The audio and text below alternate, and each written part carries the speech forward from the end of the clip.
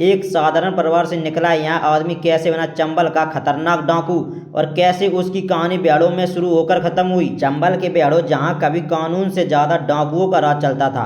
इन बिहाड़ों ने कई ऐसे नाम देखे जिनकी दहशत दूर दूर तक फैली। उन्हीं में से एक नाम था राम बाबू गडरिया। राम बाबू गडरिया का जन्म मध्य प्रदेश और उत्तर प्रदेश की सीमा के आसपास एक गरीब परिवार में हुआ बताया जाता है। उसका परिवार बेहद साधारण था और रोजमर्रा की मेहनत से अपना जीवन चलाता था। बचपन में राम बाबू भी एक आम लड़के की तरह ही रहते थे।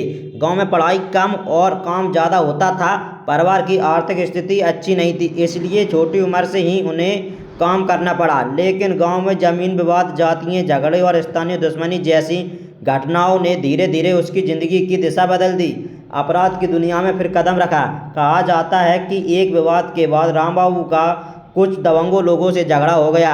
मामला इतना बड़ा कि उसे गांव छोड़ना पड़ा। इसी दौरान उसका संपर्क चंबल के बिहाड़ों में सक्रिय कुछ डाकुओं से हुआ। धीरे धीरे वहां भी उनके साथ रहने लगा और बिहाड़ों की ज़िंदगी सीखने लगा। चंबल के बिहाड़ों में एक बार जो आदमी चला जाता था उसके लिए वापस सामान्य ज़िंदगी में लौटना आसान नहीं होता था। कुछ ही समय में राम बाबू गडरिया ने खुद ही की एक छोटी गैंग बना ली और आसपास के इलाकों में सक्रिय हो गया। चंबल के बिहाड़ों में दहशत 1990 और 2000 के आसपास चंबल के इलाके में कई गैंग सक्रिय थीं। राम बाबू गडरिया की गैंग पर कई लूट, अपहरण और फिरौती के आरोप लगे। गांव में उसका इतना खौफ था कि लोग रात के समय घर से निकलने से भी डरते थे। कई व्यापारियों और अमीर लोग उसकी गैंग के निशाने पर रहते थे। बताया जाता है कि उसकी गैंग अपहरण करके फिरौती मांगती थी और पैसे मिलने के बाद ही लोगों को छोड़ती थी। बिहाड़ों का इलाका इतना कठिन था कि पुलिस के लिए वहां ऑपरेशन चलाना बेहद मुश्किल होता था। पुलिस और गैंग की मुठभेड़। राम बाबू गडरिया की बढ़ती दहशत के बाद पुलिस ने उसके खिलाफ कई अभियान चलाए। मध्य प्रदेश और उत्तर प्रदेश पुलिस ने मिलकर कई बार बिहाड़ों में सर्च ऑपरेशन किए।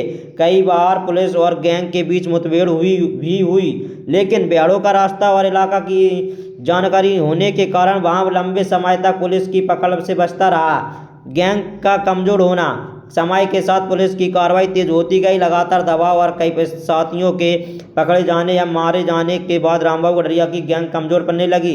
चंबल में भी धीरे धीरे डाकुओं का दौर खत्म होने लगा। सरकार और पुलिस की सख्ती के कारण कई गैंग खत्म हो गई या सरेंडर कर गई। अंत और चंबल का बदलता दौर। समय के साथ राम बाबू गडरिया का नाम भी धीरे धीरे चंबल के इतिहास का हिस्सा बन गया। आज चंबल का इलाका पहले से काफ़ी बदल चुका है।